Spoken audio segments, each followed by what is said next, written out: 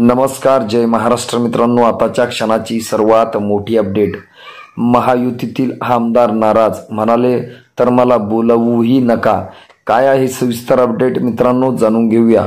लोकसभा निवडणुकीची चर्चा आहे, शिवाय महाराष्ट्रासह अन्य राज्यात विधानसभा निवडणुका होणार आहेत. अशातच आता युती आणि आघाडीत मोठी घडामोड घडत आहेत. महायुतीतील नेत्यांनी आपली नाराजी व्यक्त केली आहे. सार्वजनिक कार्यक्रमात बोलायला संधी न दिल्याने चंद्रपूरचे अपक्ष आमदार किशोर जोरगेवार यांनी आपली नाराजी बोलून दाखवली आहे. जोरगेवार यांनी महायुती सरकारला पाठिंबा दिला आहे. ते बोलताना किशोर जोरगेवार यांनी आपल्या मनातील खतखत बोलून दाखवली.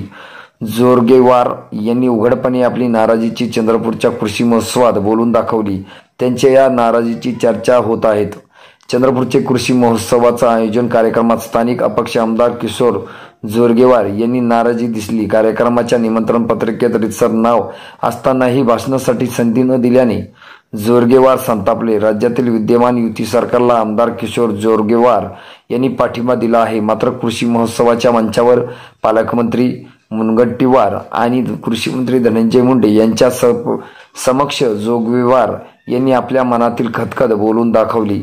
प्रशासनाने या पुढच्या काळात भाषणाची संधी देणार असाल तेव्हाच निमंत्रण पत्रिकेत नाव टाकावं, असं स्पष्टपणे सांगितलं. महाराष्ट्रात सर्वाधिक मतांनी निवडून आलेल्या आमदाराला प्रशासन असा अपमान करू शकत नाही, अशी भूमिका जोरगेवार यांनी मांडली.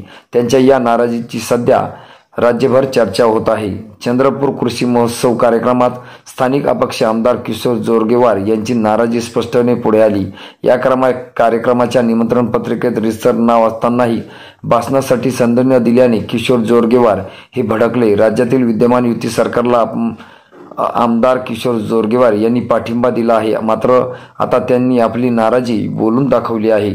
मित्रांनो, तुम्हाला काय वाटतं? तुमची प्रतिक्रिया आम्हाला नक्की कळवा. भेटूया पुढच्या व्हिडिओमध्ये. तुर्तास धन्यवाद.